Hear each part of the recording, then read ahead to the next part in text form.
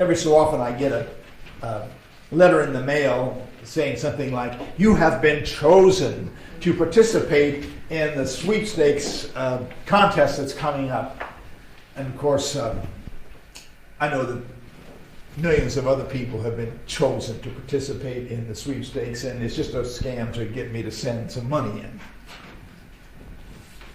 In today's first lesson from the Acts of the Apostles, Matthias is chosen to replace Judas as among the apostles. He is chosen by drawing lots. So I wonder, how do you think Matthias felt when he was chosen to be one of the apostles? You remember how in the beginning of his ministry, Jesus chose 12 disciples to be his companions and to be his followers. And he chose them from just among ordinary people, fishermen and peasants and tax collectors. And from the time of his baptism to the time of his ascension, the disciples were with him. They were his closest companions. They heard his teaching, they saw his wonderful works, and Jesus molded them into a team and formed them as his disciples. There were other people who had been with Jesus all this time, but these 12 were special. They were Jesus' closest disciples. So, what to do about Judas? That was the question for the early church after Jesus ascended into heaven. Judas had betrayed Jesus and given him away to the soldiers who took him away to be crucified. And afterwards, Judas was filled with so much guilt and remorse that he went out and he hanged himself. And so now there was only 11 of the apostles. And I'm sure that the 11 felt the loss of Judas. Didn't feel right to have only 11. And then there was the symbolism of it. Jesus chose 12 disciples to represent the 12 tribes of Israel. And in his ministry, Jesus was making a new Israel. So he was symbolically sort of making Israel again, with the 12 apostles being the 12 tribes of Israel. And so if there was only 11, then it wouldn't be filled out. It wouldn't include everyone. So that the apostles felt like they had to replace Judas. They had to restore the wholeness of the 12. Well, how do you do that? We would probably have an election process, right? We would have candidates, and each one would go around promoting themselves and saying why they thought they were the best, and campaigning. But that's not how they did it. They decided that they would draw lots. They'd draw straws. We've probably all done this at one time or another. As someone holds a bunch of straws in their hand, and one is shorter than the rest. And everyone pulls the straw out, and if you get the short straw, then you're chosen. That's how it works. So the disciples selected 2 candidates who met the requirements, which was to have been with Jesus from the time of his baptism to the time of his ascension.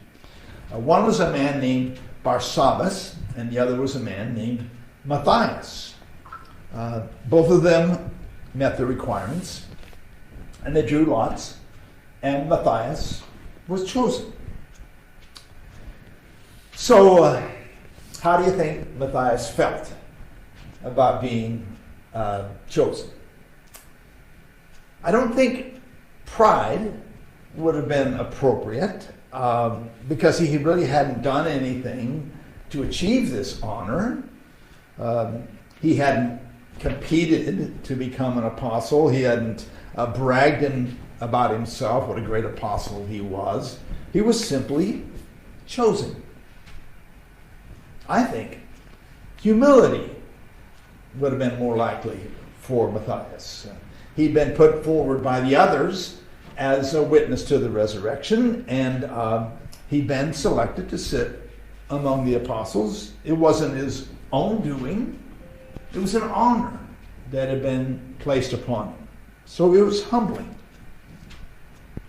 And he might have felt a great weight upon his shoulders for the task that was ahead of him. This enormous responsibility.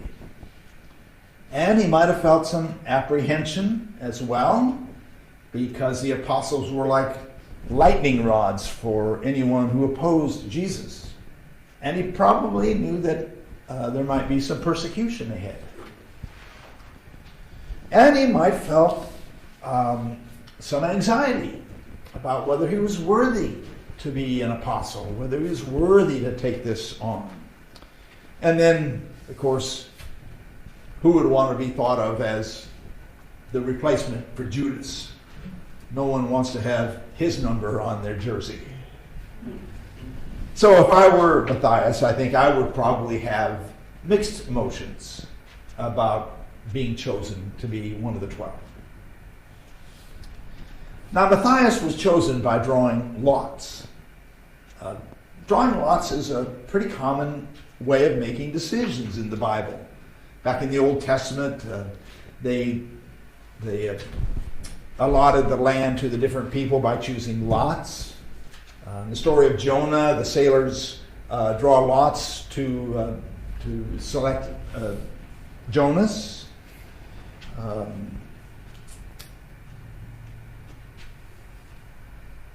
I think probably drawing lots seems like a strange way for us to choose our leaders. Probably most people today would think of it as sort of random, kind of arbitrary. There's no method or conscious choice being made. But if you believe that God works through drawing lots, then it's very meaningful. If you've been chosen in this way, you say, well, I've been chosen by God. I've been selected for this time and this purpose.